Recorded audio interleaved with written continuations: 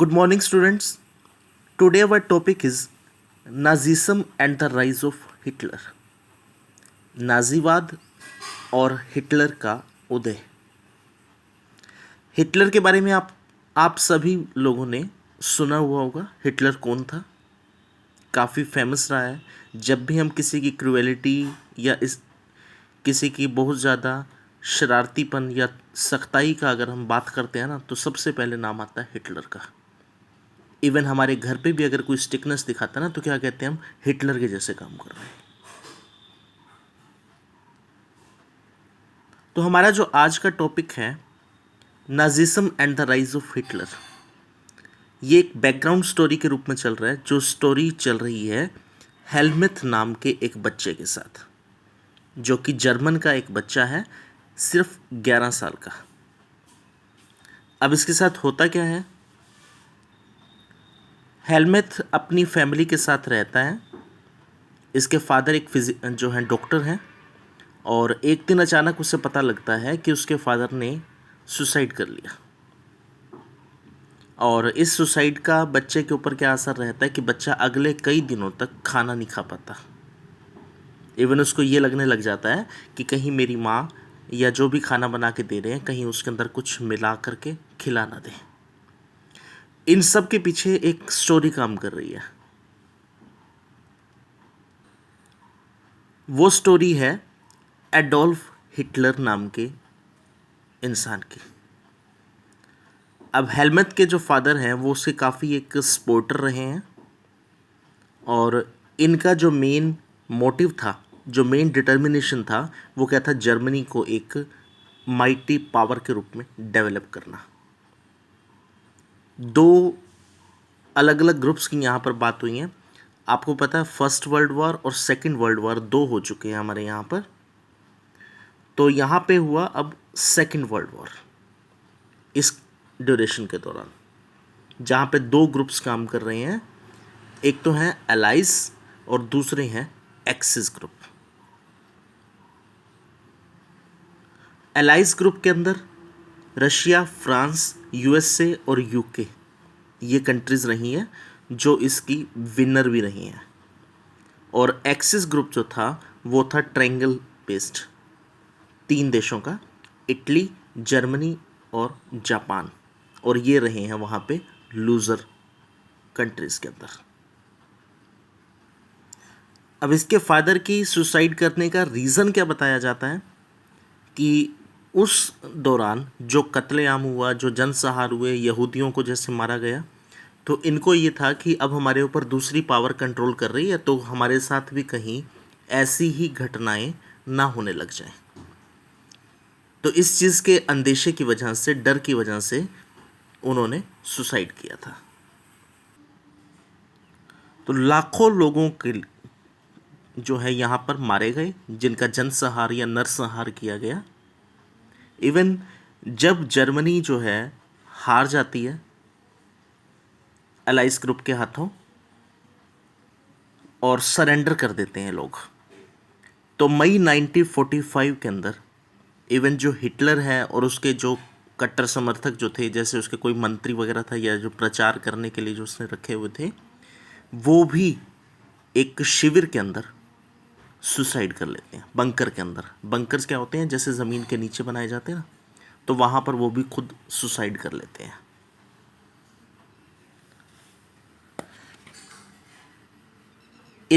A little 11 years old German boy called Helmut was lying in bed when he overheard his parents discussing something in serious tone. His father, a prominent physician, deliberated with his wife whether the time had come to kill the entire family or if he should commit suicide alone. तो ये सारा discuss कर रहे थे वो लोग कि क्या उसे अकेले मर जाना चाहिए या पूरे परिवार को मार दें, कि हमारे साथ भी कुछ गलत हो सकता है अब। His father spoke about his fear of revenge, saying, "Now the Allies will do us what we did to the crippled and Jews." कि जो हमने ज्यूस के साथ किया ना, कहता वही अब अलाइज जो है ना हमारे साथ करेगी, हमारे ऊपर भी वैसे ही यातनाएं दी जाएंगी।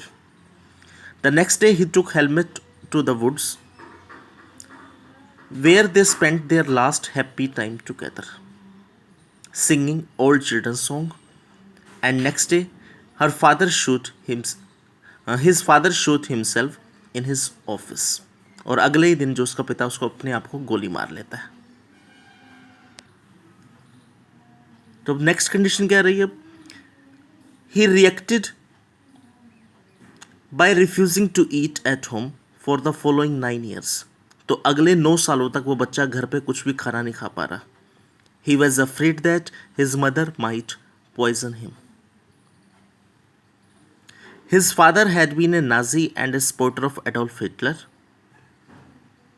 Hitler's determination to make Germany into a mighty power and his ambition of conquering all of Europe, कि पूरे यूरोप को जो है ना अपना साम्राज्य के रूप में मिलाना है, जीतना है उसको. You may have heard that he killed Jews. काफ़ी सारे लोगों को उसने मारा भी था.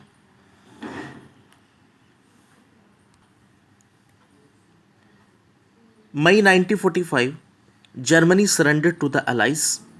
अलाइज के हाथों हार चुके हैं हम जर्मनी. अब जर्मनी ने सरेंडर कर दिया and Hitler with his propaganda minister Goebbels and his entire family committed suicide collectively in his Berlin bunker in April. तो यहाँ पे इसने खुद जो है अपने सारे लोगों के साथ जो है सुसाइड कर लिया.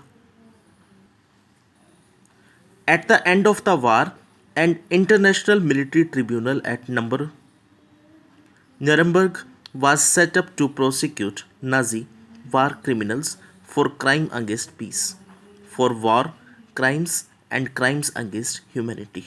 तो ऐसे लोग जो यहाँ पे पकड़े गए थे, जिन लोगों ने नरसंहार किए थे, उनको सज़ा देने के लिए एक ट्रिब्यूनल भी बनाया गया. अब इस ट्रिब्यूनल ने किया क्या कि उन लोगों को पकड़ा जाना था और उनको सज़ा देनी थी. हालांकि सिर्फ 11 ही लोग ऐसे जो हैं जिनको सज़ा दी गई, क्योंकि ये लोग तो पहले से ही डरे हुए थे.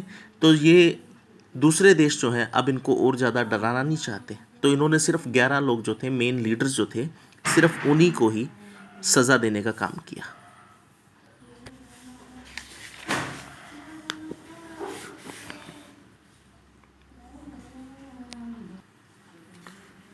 Under the shadow of Second World War, Germany had waged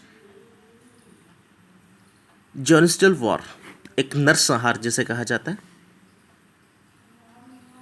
which resulted in the mass murder of selected group of innocent civilians of Europe. तो काफ़ी सारे लोग इन्होंने यहाँ पे जो मरे, उसके अंदर नरसंहार में मारे गए.